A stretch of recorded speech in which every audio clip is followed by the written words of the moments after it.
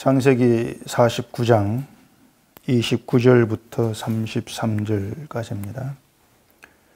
그가 그들에게 명하여 이르되 내가 내 조상들에게로 돌아가리니 나를 헷사람 에브론의 밭에 있는 굴에 우리 선조와 함께 장사하라. 이 굴은 가나안 땅 마므레 앞 막벨라 밭에 있는 것이라.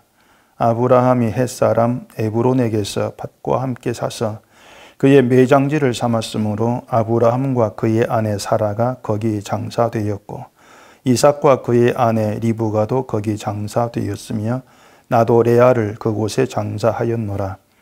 이 밭과 거기 있는 굴은 헷사람에게서 산 것이니라. 야곱이 아들에게 명하기를 마치고 그 발을 침상에 모으고 숨을 거두니 그의 백성에게로 돌아갔더라. 아멘. 기도하겠습니다. 하나님께서 우리에게 어떠한 뜻을 가지고 일하시는지를 늘 말씀을 통해서 배우게 되어집니다.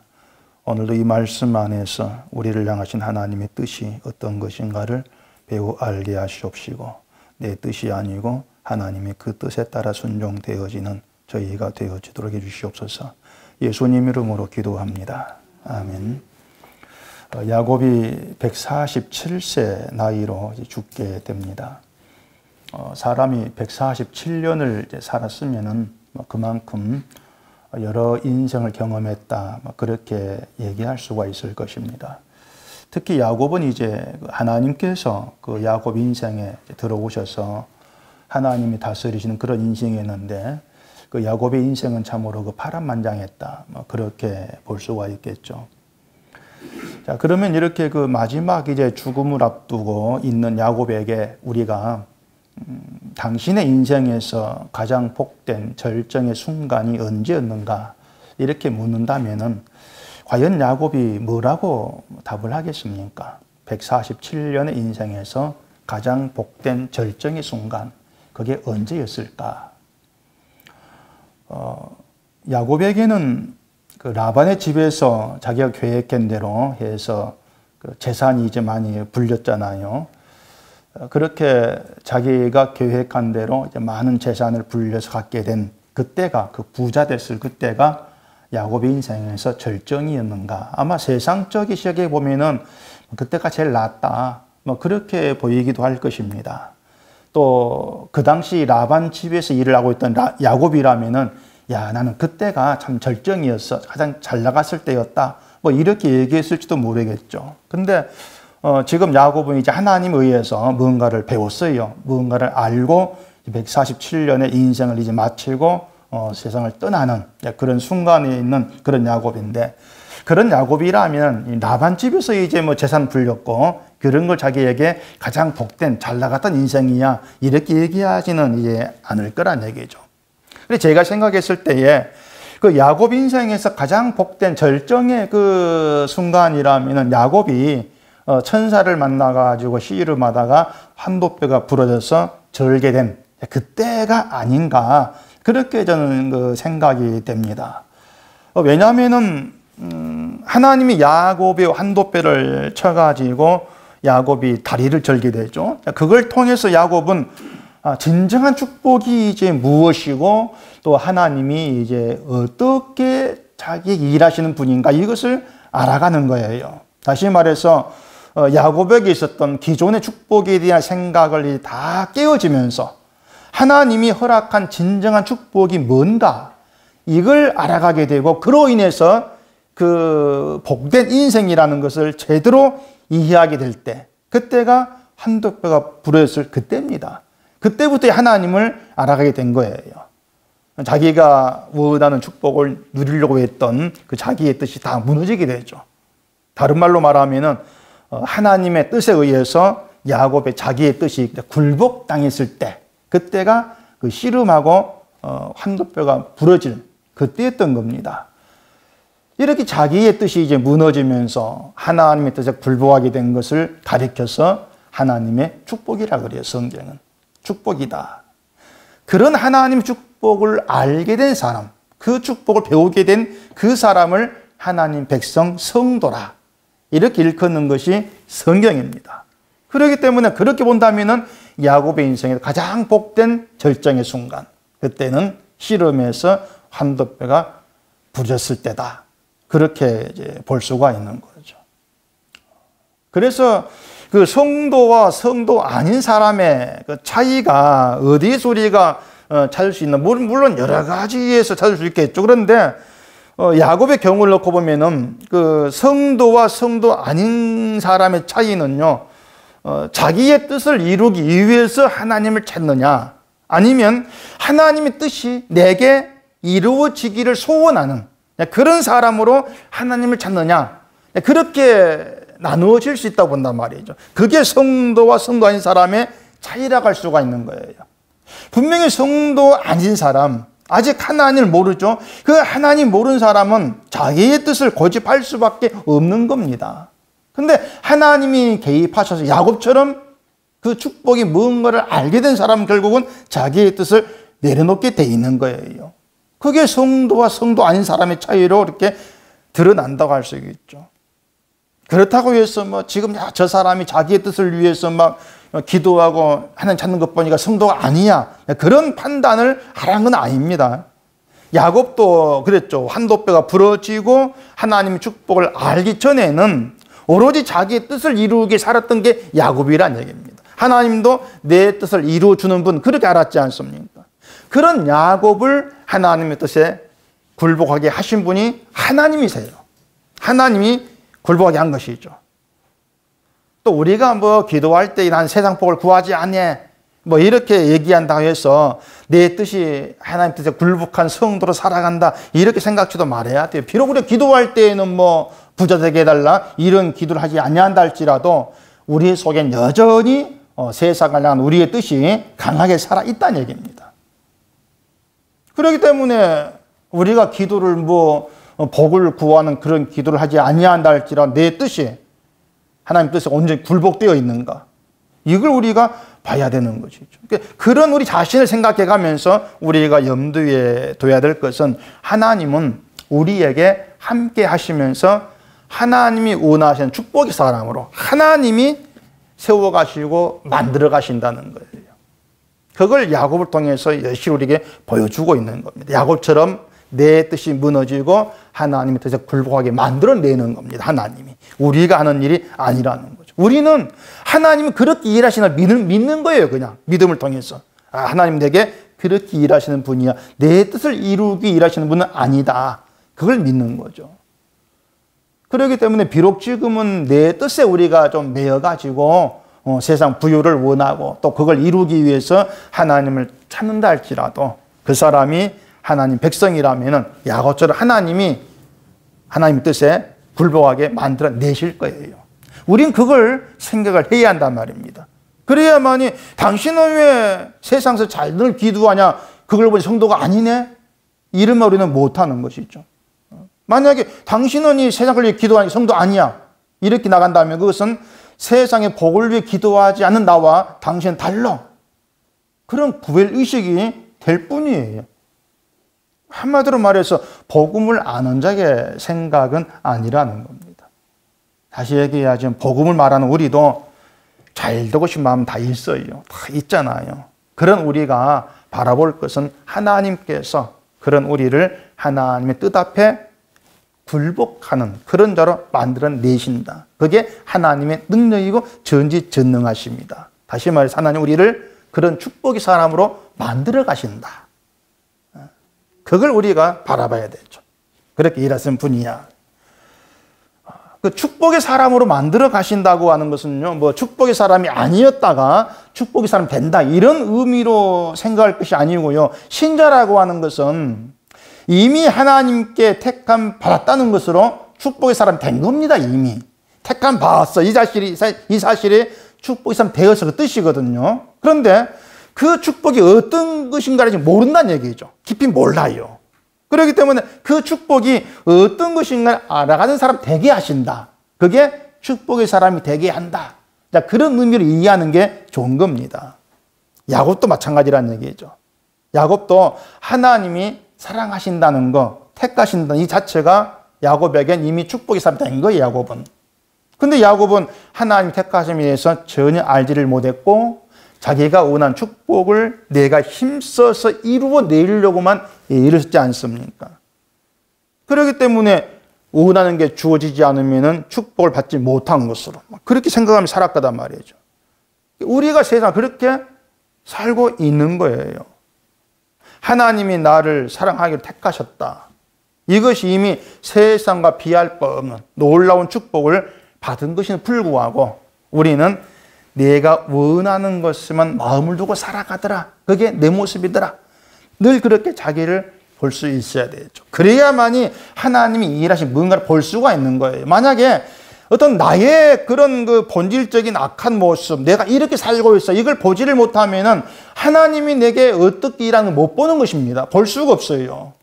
늘 나는 내 뜻을 가지고 살아가. 이걸 알아야만이 하나님은 그런 내 뜻을 내려놓게 하시고 하나님 뜻에 불복하게 만들어 가시는구나. 이걸 보는 것이죠. 근데 그렇게 살고 있을 보지를 못하고 그걸 알지를 못하면은 나의 뜻을 내려놓게 한다. 그게 하나님이냐. 그 말을 우리가 이해를 못하게 되어지는 거예요. 그렇기 때문에 야곱을 통해서 우리는 하나님이 어떤 분인가 하는 것을 정말 우리가 깊이 알아갈 수가 있는 겁니다. 야곱의 그 인생을 통해서. 그리고 우리로 하여금 결국에 하나님의 택함 받았다는 것이 얼마나 큰 축복의 사람 된 것인가를 알게 하고 그게 은혜구나. 그게 사랑이구나. 그렇게 알고 감사하는 그런 길로 이끌어 가시면서 가르치시고 깨닫게 하시는 거죠. 그게 이미 하나님의 축복을 누리고 있다. 그런 의미가 되는 겁니다. 하나님이 그렇게 내게 간섭하신다 자체가. 야곱도 마찬가지예요. 야곱도 하나님이 그 야곱 인생 개입하셔가지고 그 야곱을 축복의 사람으로 만들어 가신 그 자체가 야곱의 축복을 누리고 있는 겁니다. 그걸 모르고 있을 뿐이죠. 그걸 보게 되었을 때 야곱은 하나님을 찬송하게 되어지는 것이죠. 그걸 알게 되었을 때에. 근데 그 모든 걸 통틀어서 축복의 사람이 되도록 일하신다 하나님이. 그렇게 말할 수가 있는 겁니다. 우리의 뜻과 상관없이 하나님은 하나님의 일을 이루시는 거예요. 그리고 우리는 나의 뜻이 이루어지는 것보다도 하나님의 뜻이 내게 이루어지는 것이고 내게 구원이고 영생입니다. 이걸 알게 되어지는 거죠. 그렇기 때문에 아버지의 뜻이 내게 이루어지이다. 그런 기도가 나와지는 거예요.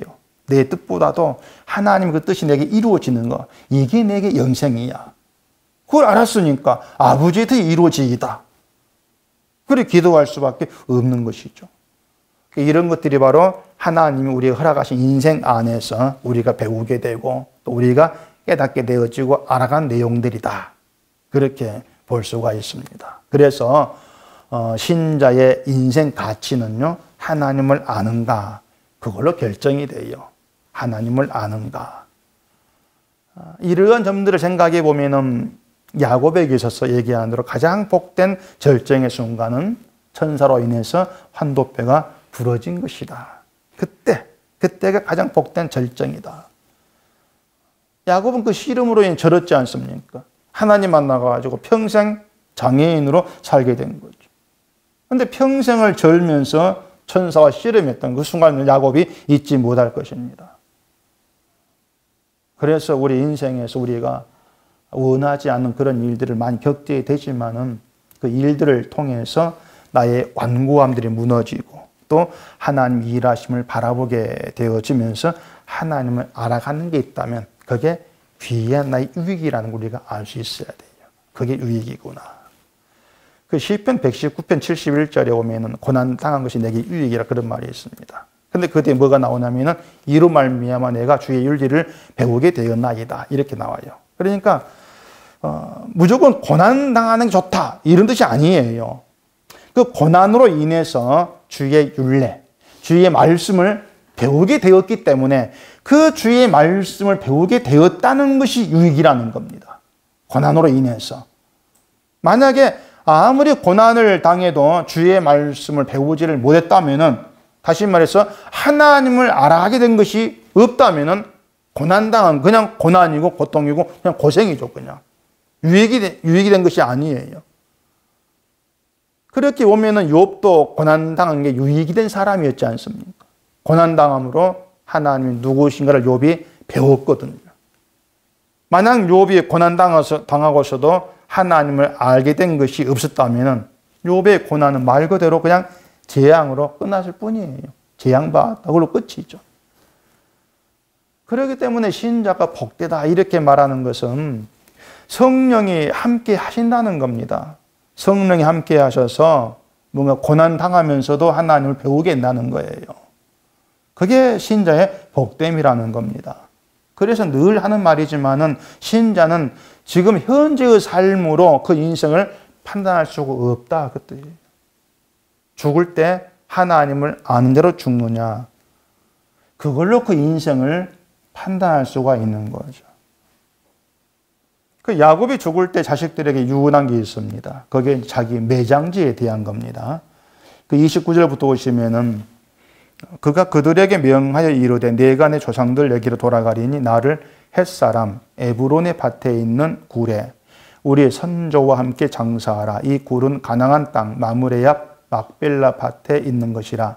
아브라함이 햇사람 에브론에게서 밭과 함께 사서 그의 매장지를 삼았으므로 아브라함과 그의 아내 사라가 거기 장사되었고 이삭과 그의 아내 리브가도 거기에 장사되었으며 나도 레아를 그곳에 장사하였노라. 이게 유언이거든요. 아브라함이 그 사라를 장사할 때 햇사람에게서 막벨라 굴을 사가지고 거기에 사라 장사한 거 다 아시죠?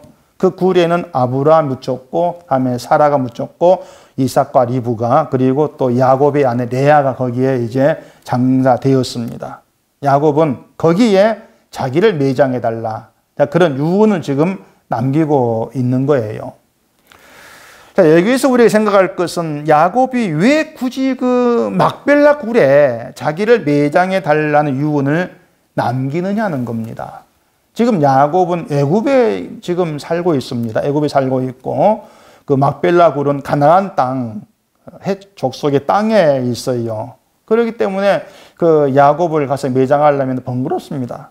가나안 올라가야 되고. 그런데 굳이 야곱이 자기를 막벨라 굴에 매장해달라. 왜 그런 유언을 남길까? 그걸 우리가 좀 생각해 볼 필요가 있어요. 사람이 자기가 죽고 난 후의 일을 이제 유언으로 남기는 경우도 많이 있습니다. 가령 뭐 내 시신은 화장하지 말고 그냥 매장해라.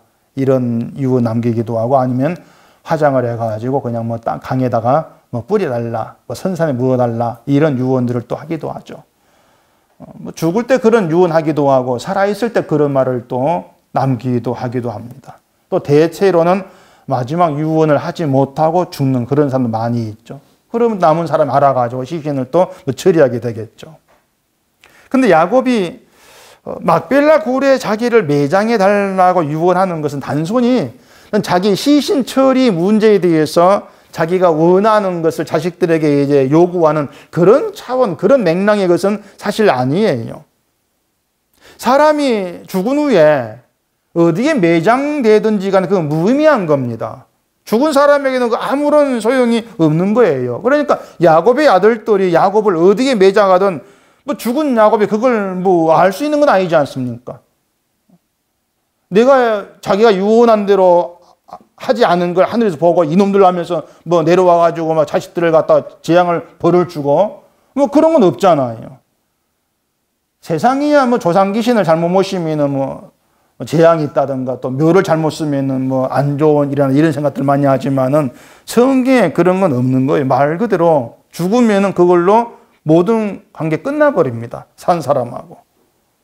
근데 야곱이 남긴 유언은 단순히 자기 조상들이 묻혀 있는 그 막벨라고 나도 묻히고 싶다. 거기 내 아버지도 있고 엄마도 있어. 할아버지 있고 할머니도 있어. 그러니 나 거기에 묻어줘. 어떤 이런 바램을 얘기한 것을 볼 수는 없는 겁니다. 쉽게 말해 선산에 묻히고 싶다. 이런 건 아니라는 것이에요.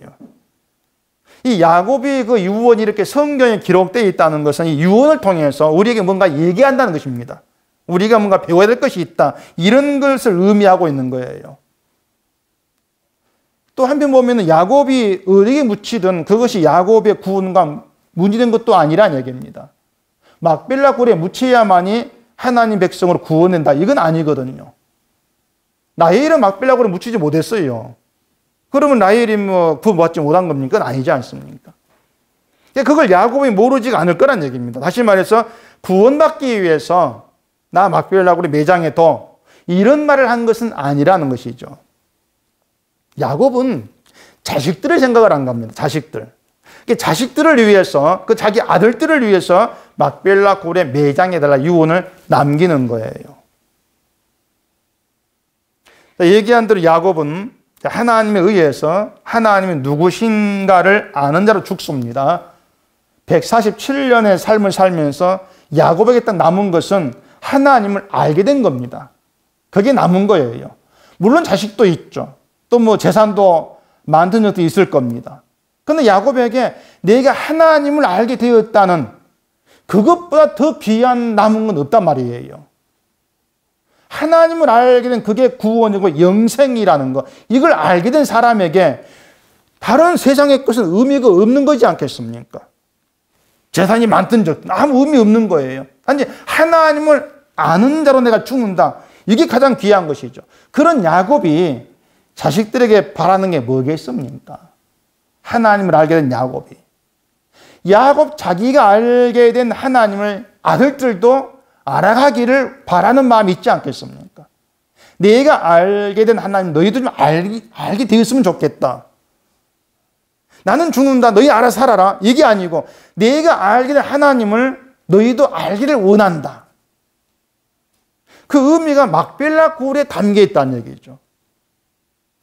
이건 그 야곱이 자식들을 축복하는 걸 보면 알 수가 있어요.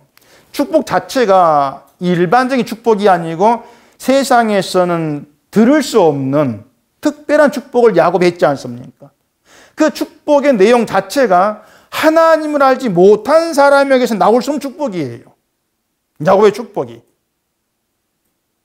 하나님을 아는 사람이 그런 축복을 할 수가 있고 또 하나님을 알게 된 사람이 그 축복의 내용을 알아들을 수가 있는 것이죠.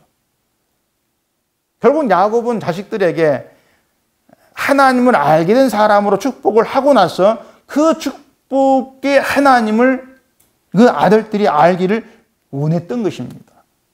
그게 뭐냐면 하나님은 자기가 한 축복대로 모든 걸 이루어내시는 분이라는 거죠. 이 막벨라 굴은 하나님의 언약과 연관이 있어요. 아브라함이 그 사라가 죽었을 때에 가나안 땅에 있는 막벨라 굴을 굳이 돈을 주고 사가지고 자기 소유로 만들었지 않습니까? 거기에 사라 장세한 것은 하나님의 언약을 믿었기 때문입니다. 자, 당시 그 막벨라 굴이 있는 땅은 가나안에 거주하고 있는 헷 족속의 땅입니다. 헷 족속의 땅이에요. 아브라함은 그 헷 족속이 거주하는 그 땅을 포함해서 가나안 땅 자체가 하나님 언약한 대로 자기 후손의 땅이 될 것을 믿은 거죠. 그러니까 언약을 한 하나님은 언약한 대로 모든 걸 이루신다는 걸 아브라함이 믿은 겁니다. 그게 아브라함이 알게 된 하나님이었어요. 언약한 대로 이루신다. 그게 아브라함 하나님입니다. 그 아브라함이 언약의 하나님을 알게 된 것도 그 아브라함의 수없는 실패를 통해서 알게 된 것이죠. 처음에는 아브라함 언약을 믿지 못했거든요. 자기의 뜻으로 언약을 이루려고 했었습니다. 그래서 이스마엘 낳았지 않습니까? 하나님이 거듭거듭해서 약속의 아들을 주겠다. 말씀에는 불구하고 믿지를 못하고 웃고 했지 않습니까? 근데 결국 이삭을 낳음으로써 하나님은 언약한 대로 이루시는 분이구나. 그 말씀한 대로 이루시는 분이구나. 이걸 아브라함이 알게 된 거예요. 그렇기 때문에 그 가나안 땅을 하나님이 주신다는 것도 후손을 많게 하겠다는 것도 반드시 될 일로 아브라함이 믿은 거죠. 만약 아브라함이 그 하나의 언약을 믿지를 못했다면 막벨라 굴에다가 사라를 장사하지 못했을 겁니다. 왜 그런가 하면 얘기한 대로 막벨라 굴은 헷 족속의 땅에 있다는 얘기예요. 비록 돈을 주고 사긴 했지만은 자, 세월이 흐르면 그 땅이 어떻게 될지 어떻게 알 수 있습니까? 나중에 햇사람이 야 이건 내 땅이 우리 땅이야 우기면 할 수 없잖아요. 햇조수 땅 속에 들어가 있는데. 또 후손들이 다른 곳에 살게 되면은 막벨라 굴은 또 후손의 기억의 자연이 사라질 수 있는 거예요. 그럼에도 불구하고 그 굴을 사가지고 매장지로 삼았다는 것은 하나님께서 반드시 그 땅을 주신다. 이걸 믿은 믿음이 의했었죠. 그게 언약이었으니까. 지금은 우리 땅이 아닌데, 해족속의 땅인데 반드시 하나님 그 땅을 약속대로 줄 거야. 그 믿음에 의해서 막벨라굴을 산 거죠. 야곱이 알게 된 하나님도 하나님 그 뜻대로 이루시는 분이다. 이걸 알게 된 겁니다. 처음엔 하나님이 자기의 뜻을 이루어주는 분을 생각했는데 나중에는 하나님은 하나님의 뜻을 이루기 위해서 내 뜻을 굴복하게 하시는 그런 분이구나. 이걸 안 거예요. 결국 아브라함은 아들들이 바로 그런 하나님이심을 알기를 원하는 거죠. 그 아들들에게 축복한 내용 보면은 언약과 연관이 있습니다. 그래서 49장 1절에 보시면은 야곱이 그 아들들을 불러 이르되 너희는 모이라 너희가 후일에 당할 일을 내가 너희에게 이르리라 이렇게 말하는데 그 당할 일이라고 하는 것이 하나님이 너희에게 이루실 일 그걸 말하죠. 너희에게 이루실 일 바로 이런 거야. 하나님이 이루실 일을 축복으로 얘기한 다음에 하나님께서 반드시 그렇게 일하신다. 이걸 잊지 말아라. 너희가 이걸 알기를 원한다. 그런 의미에서 자기를 막벨라굴의 매장에 둬. 그렇게 얘기한 것으로 이해할 수가 있는 겁니다. 물론 다른 의미도 있어요. 애굽에서 나오는 거. 15장에 마지 50장에 나오니까 그때까지 얘기하고. 그 막벨라굴에 장사된 사람들 보면은 아브라함 이슈에서 모든 사람들이 하나님에 의해서 자기의 뜻이 실패한 사람들입니다. 그 굴에 장사된 사람 보면은 아브라함도 그렇고 사라도 그렇고 이삭, 리브가, 레아 모두가 다 공통적인 것이 자기의 뜻이 다 실패한 사람들이에요. 야곱은 더 물론이고요. 그렇게 오면은 막벨라굴에 묻히면서 하나님의 뜻 앞에서 우리의 뜻은 실패할 수밖에 없는 것이고 오직 하나님의 그 뜻만이 우리에게 이루어질 뿐이다. 그 사실을 아들들이 알아가기를 바라는 그런 마음이 아닌가. 그리 볼 수가 있는 거죠. 한마디로 말해서 나는 내 뜻을 위해 살다 실패한 사람이다. 너희는 너희 뜻을 위해 살지 않고 하나님 뜻 앞에 굴복하는 그런 하나님 사람이 되어가기를 원한다. 그런 바람을 담고 있는 것으로 이룰 수가 있는 거예요. 결국 너희 뜻대로 살고자 원하면 실패할 수밖에 없다는 거죠. 그러니까 우리가 그래요. 우리는 늘 내 뜻대로 살기를 원하지 않습니까? 우리는 늘 실패할 수밖에 없는 길로 가는 사람들이에요, 우리가. 그런데 불구하고 하나님은 하나님의 뜻을 포기하지 않는 겁니다. 그리고 그 뜻을 이루어내시는 것이죠. 그 이루심이 내 뜻을 굴복하게 만들어내는 겁니다. 그게 하나님 일하심이에요. 그걸 가지고서 하나님은 언약을 반드시 이루시는 분이다. 그 뜻을 이루어내시는 분이다. 그걸 얘기하죠. 그걸 우리가 알아야 돼요. 그걸 알아야만이 하나님 뜻 앞에 내 뜻은 굴복될 수밖에 없는 거다. 이걸 안고 살아야 할 거 아닙니까? 그게 있어야 성도라니까요. 내 뜻은 굴복될 수밖에 없는 거다. 그걸 알지를 못하면 그건 성도라고 할 수가 없는 거예요. 때문에 하나님 우리를 성도의 모습으로 이 땅에 드러내시기 위해서 결국 야곱처럼 내 뜻은 실패하게 하시고 하나님 뜻 앞에 나 뜻을 굴복하게 하시는 그런 길을 우리를 이끌어 가시는 겁니다. 그래서 우리가 야곱의 유언에서 확인해야 되는 것은 내가 믿는 하나님은 어떤 분인가 이겁니다. 나는 하나님을 어떤 분으로 알고 믿고 있는가. 그걸 확인하셔야 돼요. 그리고 만약에 하나님을 내 뜻을 이루시는 분으로 알고 있다면 그건 실패의 길로 가는 것임을 우리가 아셔야 되죠. 그리고 그런 우리를 하나님은 그냥 두지 아니하시고 내 뜻이 무너질 수밖에 없는 상황으로 밀어 넣으셔서 하나님 뜻을 이루어내시는 것이고 하나님의 언약이고 그게 우리에겐 축복이다. 그렇게 알아가도록 일하신다. 그게 우리를 향하신 하나님 은혜고 사랑입니다. 그런 사람 되게 하신다는 것이. 축복의 사랑으로 부름받았는데 그 축복의 가치를 알지 못하는 미련한 우리로 하여금 하나님의 축복의 가치를 알게 하는 것. 그 은혜 속에 우리가 들어있는 거예요. 우린 그 은혜를 받는 사람으로 살고 있는 거죠. 하나님 말씀은요, 우리의 소망을 하늘에 두도록 이끌어갑니다. 하늘에 두도록. 우리의 소망을 땅과 하늘 양쪽에 두게 하시는 건 없어요.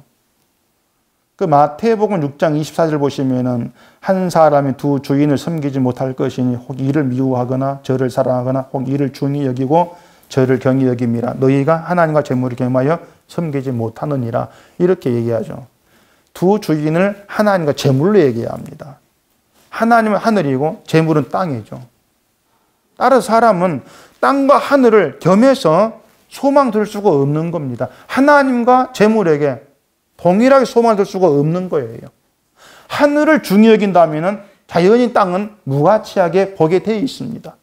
땅을 중히 여긴다면 하늘의 것은 땅에서의 생존을 위해서 무가치한 거야. 그렇게 볼 수밖에 없는 겁니다. 이런 우리에게 축복은 우리의 뜻을 따라서 내가 원하는 게 주어지는 것이 아니고 하나님 우리를 택하신 순간부터 이 축복이 결정되어 있습니다. 고정되어 있는 겁니다. 하나님 우리를 택하셔서 어떻게 합니까? 하늘로 데려가시지 않습니까? 때문에 신자에게는 이미 하늘의 것, 그게 축복으로 고정되어 있어요. 다만 우리가 그 축복을 축복으로 알아보지를 못한 미련한 존재들인데 이런 우리를 가르치면서 하늘의 것에 소망을 두는 그런 축복의 사람 되게 하시는 것, 그게 하나님 일하심이에요. 우리는 그 일 속에 붙들려 있는 것이고요. 우리가 살아간 남은 인생에서 야곱을 인도하신 그 하나님 우리가 믿어야 됩니다. 야곱을 인도하신 하나님이 우리를 인도하신다. 이걸 믿으면서 야곱이 알게 되고 야곱이 소망하게 되어진 걸 우리도 알게 되고 우리도 소망되어지기를 바라는 그런 믿음으로 살아가는 것이 하나님께 내 뜻을 두고 있는 신자의 삶이라는 것을 염두에 두시기를 바랍니다. 기도하겠습니다. 우리 아버지 하나님, 야곱의 마지막 순간, 죽는 순간에서 막벨라굴에 자기를 묻어달라는 그 유언을 통해서 하나님이 어떤 분인가를 야곱이 보여주고 있음을 또 알 수가 있습니다. 야곱의 그 변화, 그것이 우리의 변화가 되어지게 하시옵소서. 하나님 일하심 속에서 우리가 알지 못했던 걸 알아가게 하시옵시고 이 세상에 복이 있는 것이 아니라 이미 하나님 나라에 축복이 있고 우리는 그 축복의 사람으로 부름받았고 그렇게 인도되고 있음을 굳건히 믿으면서 우리를 간섭하시고 일하시는 그 하나님만 높이고 찬송하는 저희가 되게 해주시옵소서. 예수님 이름으로 기도합니다. 아멘.